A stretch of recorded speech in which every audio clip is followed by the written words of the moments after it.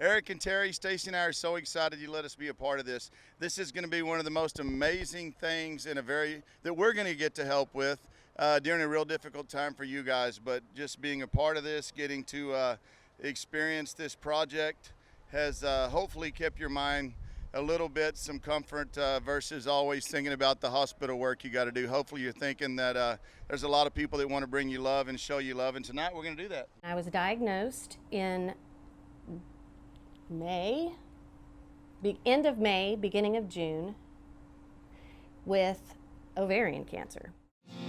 We could sit out on the front porch and wait for the sun to go down. What a great day, and a great cause to be here for Terri and for Eric and for their family, and I'm just glad I can be a part of it. We're praying for you every day, every night, and in between, and we love y'all, and y'all know that. And you know we always got your back, and we'll always be here for you. I get the phone call that I don't want to hear, and it took me a minute because even though I kind of felt like that's what was going to happen, hearing it was completely different. So I was in bed, my parents were here. And when I hung up the phone with her, I broke down. I kind of lost it. And then I just take a deep breath, and I called my stepmom in, who was my mother's best friend. My mother passed away of cancer 23 years ago. She had breast cancer, and then 4 years later, lung cancer. Never got the BRCA test. They said I wasn't a candidate for it, but here we are. Now I have ovarian cancer. She had breast cancer. Anyway, I broke down. Then I called her in there and told her. She broke down. And my dad, of course, he was a mess. But it took me about 5 minutes. And then I'm like, okay, it's okay. I'm gonna be okay. I had to figure out what to do next. That's the worst part. The idol, just sitting there. We could keep kicking at the ground, cursing this old town, dragging us around, but we can move on. We can keep looking back down that. So we're here for Terri, and we're going to pray for her, and we're going to give everything we can and get that family through this. Ooh, that was a bad day. Terri called me, and the first thing, you go through all the emotions of. I just said, I'm sorry. I instantly went to where my wife was. And when I say that, I mean her emotional. You worry about where she is all of a sudden in her head. And it just destroyed me. Julie was a girl of modest means. Used to be a high school beauty queen. Wound up on the wrong end of a dream and said, Walmax, we love you. My wife Tara sends her best to Terri, and we're praying for you, and we know greatness is to come, so keep the faith, and God bless. I wish I could get a redo on that. We sat them down in the living room and told them, our youngest, he's like his dad. He talks about everything that's bothering him. Yeah. So you don't worry about him. He's gonna ask questions till he's blue, and he still is. Every day, Mom, I don't want you to die. Are you going to die? Well, yeah, he walked around for the first 2 weeks asking if she was going to die. I don't want you to die. And I was like, well, I don't want to die either. I'm not going anywhere for a while, okay, buddy? But don't worry about that. So he's not the one that had the rough time. maybe I'm just old-fashioned. Maybe I'm cut from a different cloth. Maybe I'm just an old has-been. Miss Terri, I'm praying for you. My whole family's praying for you. This whole music community's praying for you. Thank you so much for everything y'all do. Ben was the one that had the rough time. He's the older one. He's the sensitive one. He's the stuffer. He doesn't talk about stuff that's bothering him. So for a long time, he was very angry, and it showed in school. We had parents of friends calling us, making sure he was okay. So we've had to come back around to him a few times, but he's doing better. I just remember what it was like as a kid finding out my mom was sick, and we didn't know it at the time because she didn't tell us. And that was one thing I thought, if I ever get sick, I'm not doing that to my kids. They're gonna know everything, and there won't be any surprises for them. I have a positive attitude with them, telling them that I'm not gonna give up, I'm gonna fight, I'm gonna do whatever I can as long as I can. Do you ever let that old song take you back?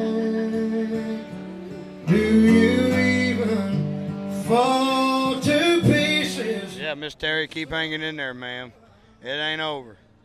We are very strong in our faith, and I've always told my kids, we're never promised tomorrow.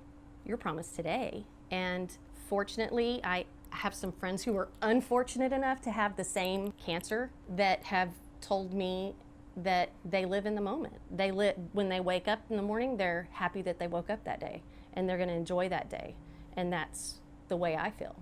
And I try to tell my kids that too. You don't need to be afraid of dying. And I tell Brian, he's the one that's always afraid of it. Don't be afraid of dying. Once you die, you're going to be with Jesus. You're going to be where you're supposed to be. Well, I met her down at the Queen Club. Stayed too long and I drank too much and lost control. Just watched to go. The name she used was Angel. Drank wine, I was road. I mean, I already told Eric. I love Eric, but yada, yada, yada. I've met Terry a few times, and I told Eric I would have walked here to play for Terry's benefit. I thought the world of her. I think the world of her, and a no-brainer for me. I'm here, and I need to tell Eric on the record, she can outfish you, Eric. It's honestly, most of the time it's fake it till you make it. I do feel like I have to have a positive attitude or I won't get out of bed. I could go to a dark place, but I just don't. I've got 2 boys that I need to set an example for, and I have so many people texting me and calling me and coming to see me and praying for me. I don't know, I don't feel like a badass. I feel like I'm blessed. I feel like it could be a whole lot worse. And I'm just taking this and running with it for what it is. And I'm fully prepared for it to get a whole lot worse. But I'm taking the good and I'm preparing myself for the bad. There's so much negativity out there already. I don't want to add to that. 21 days on the road, wondering where we're gonna go from here. 21 days on the road. Hi, Terry. You better get well soon, because I need a Terry hug. We love you, and we're honored to be here hanging out, doing this for you and for your husband, whatever his name is. But we love you, and we love your family, and you better get well very soon. We love you. I love you. My family loves you. I just want to use my story to help other people survive. This is not something I ever thought was going to happen. I thought I would die of a heart attack, honestly. Cancer was not on my radar, especially this kind of cancer. And it makes me really mad that there's not really a way to find out you have it before it's already everywhere. That's not okay. We got to figure that out. I have a big mouth, so I'm just going to talk about it to everybody as long as I can. A little bit hallelujah, hell yeah, what's it to you? Well, you'd be dancing to my friend with all of this flowing through you. I'm a little bit doubting Thomas with a touch of Peter and Paul. I wish that I had more Jesus.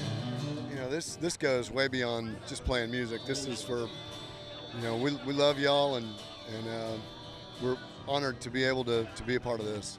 I think she's a badass. I don't think I'm a badass. Just watching her battle and go through a 7-hour surgery and come out on the other side, and then sitting next to her, watching needle after needle after needle, watching the nurses come in and just, you know, draw blood and pain medicine, you realize how strong your wife is. When you feel like the world is against you, it's really easy to look at yourself and go, oh, the world is against me. And I don't think she ever did. Just watching her over the course of the weeks that she was in the hospital and coming home, she was just trying to get back up and keep moving forward and then have a good day and forget about the bad days. Get on social media and you read those T's and P's, and you know there's some on there that are real and people are hitting their knees and helping out any way they can. That seems to motivate both of us. It was a rainy night down in San Antonio, and you were in the corner sitting all alone. Just that we love you and we're thinking about you. I mean, it's not every day you find this many people that group together to do something like this, and it means a lot to say about Eric and Terry both and how much we care about both of y'all. So. Oh my gosh. My friend Pam, which she's going to get so sick of me by the time all this is over with, but she's 3 years ahead of me. So she knows what I'm going through and what I'm about to go through. And she's I can't even tell you how valuable to me because of her knowledge and just little tidbits of information to help me get through a rough spot, or suggestions for eating or journaling or whatever. It's amazing. And then to hear the stories from all my friends who are cancer survivors that have been surviving now for decades, that had the same cancer. That's so encouraging, because the worst thing you can do is go look on the internet, which I know he did, and I told him don't do it because it shows my mortality rate as like, I'm not gonna be here for very long.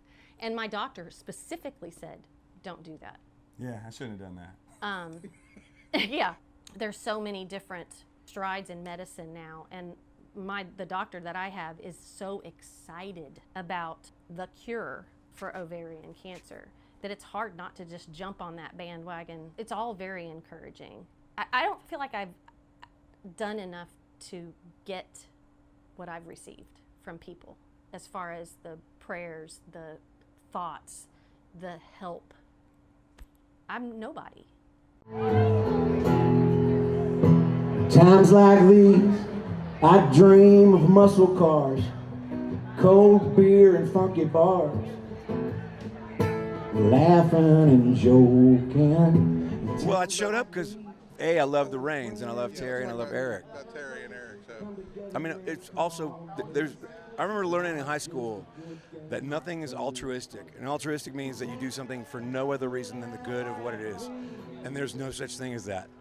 So I want to be honest. I was like, there's a crowd, there's a PA, I'm there. But when I found out it was for Terry and for Eric.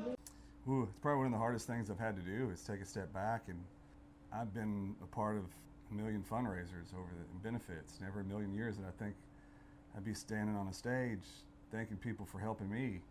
You never think you're going to be in that position. Corey Morrow once told me, take a blessing, take a gift. When people try to give them to you, accept them and just smile and say thank you. And don't always try to push it back when somebody gives you, because them reaching out and helping you is helping them. Sometimes you got to take the wall down and accept the gift and the blessing. And that's harder than you think, especially when it's staring right at you. I'm a sucker, a sinner, 3 times a loser, a fool who can't buy you. You're a lady, a saint, but 3 times I ain't sure my bona fide double-wide queen. I told Ronnie, and Eric was here for my show, introducing. I was like, whatever you need from us, just let us know. And so that's, I'm happy to do it, and so that's kind of how I'm here. So, but I was shocked to hear. So I didn't know that they were going through this. I think it is absolutely criminal how much facilities charge. I mean, we have a bill for $51,000, and that was the laparoscopic surgery, the first one. I couldn't even begin to tell you how much the abdominal surgery would have cost. It's probably hundreds of thousands of dollars, but we haven't received that bill yet. Each individual chemo treatment is $15,000. I'll have 6. Yeah, I'm not sure if anybody's prepared for bills like that. Our income was cut in half, so. Yeah, I think regardless of where you are in the world financially, tend to live paycheck to paycheck, and that's how you live your world, and that's kind of where we were set ourselves up for. And then when you take one of those salaries away completely, I have no clue how people deal with a catastrophic event when they don't have a village, how they deal with getting a $15,000 chemo bill from the doctors, and they just keep coming. And you know, financially that's one thing, file for bankruptcy, pay what you can. Emotionally, you realize that how many people it will affect down the road, to the people you work with, to your kids' friends, to your circle of friends. Just go rooting around the riverbed at night. Won't you tell me that you love me if it's true? I don't want no one, baby, if I can't have you. In this Oklahoma breakdown, sure they got you crying. So let me tell you that I love you one more time.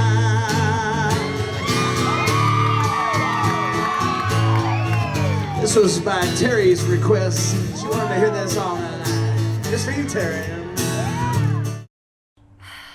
I want to tell everyone that I am completely humbled and more thankful than I could ever express.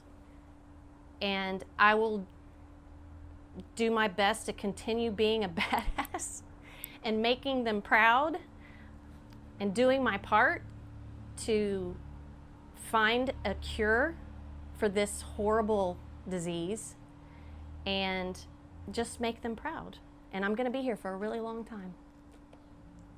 There are people I don't even know that I've never even met, that have either listened to me on the radio or met me or just heard about Terri, and they're not working and they're not making money, and they're willing to give up something that they have for it's hard to grasp how great people are when they want to be.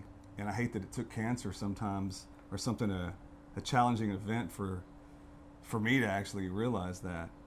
To all the musicians that stepped up, and there's a lot that wanted to be at the event that couldn't make it, or schedules. It's humbling to know that they haven't played and that they would travel near and far to come jump up on the stage to make Terri smile. And to everybody with a blessing and a prayer, a good thought or a vibe, whatever you look forward to make you smile and make you feel, thank you, because it's grace that I've had to take a step back and realize that it's out there if you accept it. So thank you. Thank you.